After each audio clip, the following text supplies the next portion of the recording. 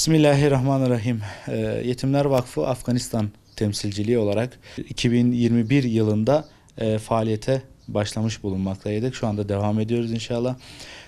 Burada 90 yetimimizle inşallah onların barınma, eğitim ve sağlık ihtiyaçlarını biz karşılıyoruz. Tabii bunlar hayırseverlerimizin sayesinde oluyor. 20 yıllık yani 40 yıllık savaş içerisinde 20 yılı Amerikalarla savaş olmuştur burada. O savaşın etkisinde yani Amerika gidiyor, o esnada büyük bir enkaz burada bırakıyor. Yani hem 1 milyona yakın yetim kalıyor, maddi sıkıntılar yaşayan çok oluyor burada. Yani bunların sorunları çok büyüktür. İş bulamıyorlar.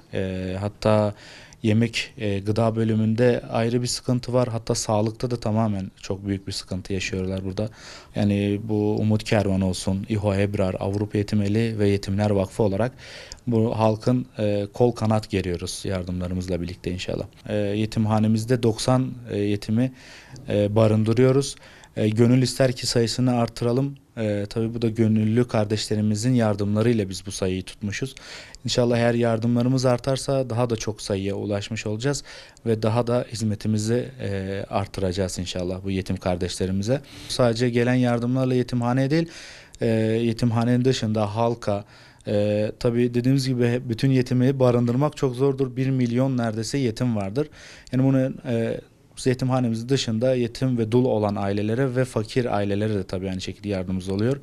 Ekmek dağıtımıdır, gıda dağıtımıdır, nakdi yardım, sağlıkta da aynı şekilde yardımda bulunuyoruz.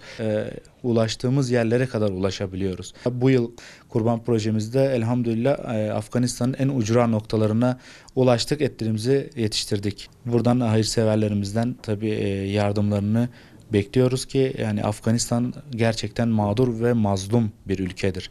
Yani buradan inşallah hayırseverlerimizden ümit varız ki bir yardımlarında bulunursa daha çok aileye, daha çok yetime, daha dul kardeşlerimize inşallah yetişmeyi ümit ediyoruz.